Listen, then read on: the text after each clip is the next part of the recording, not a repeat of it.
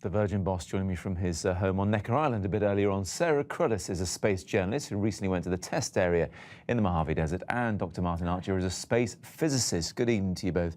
Hi. Sarah, we were only talking right here, a week ago, about that unmanned rocket exploding just after takeoff in the States. And now this. How much of a setback is all of this for this kind of space exploration? Oh, I suppose commercial space exploration, as was the rocket which exploded last week, that was a commercial rocket. What's happened with Galactic, obviously that's a commercial company. You can't compare it to anything else we've seen before. So obviously NASA goes into space. We've heard of the European Space Agency, Russia. This is completely different. This is a new era of exploration.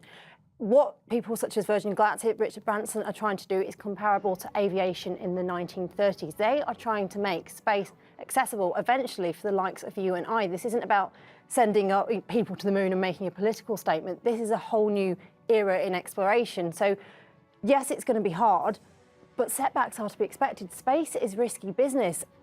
Astronauts do get killed, test pilots do get killed, and you've got to remember that, tragically, the pilot who did lose his life was a test pilot. There were no passengers on board. That's the thing, Martin, isn't it? Have people become sort of too used to seeing successful space shuttle missions, and now with this happening, they're expecting us to go further than we should?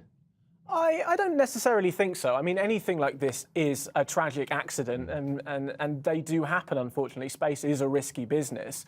But I don't think we're necessarily saying that we're going too fast. You know, risks were assessed before this, and I'm sure once they've looked into exactly what happened, it will be assessed again, and they will do everything to mitigate that in the future. But that's all you can do, I mean, with any form of transportation. Is space tourism a risk worth taking right now?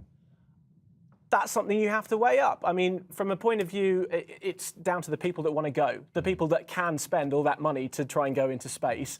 They have to assess whether they want to do the risks. It's completely different from, say, something that is funded by NASA or the European Space Agency that is doing something for scientific purposes, which hopefully will increase our knowledge or make life on Earth better. So it's a completely different ballpark. I mean, Sir Richard seemed surprised, actually, that confidence remained fairly high in Virgin Galactic. He mentioned those two people that had surprised. Well, he said he was surprised that two people had signed up, and he's surprised that no one had asked for a refund. But I think he believes in what he's doing. Yeah. And I think the customers, and I think the space community is actually a very small community, and people dedicate their lives to this.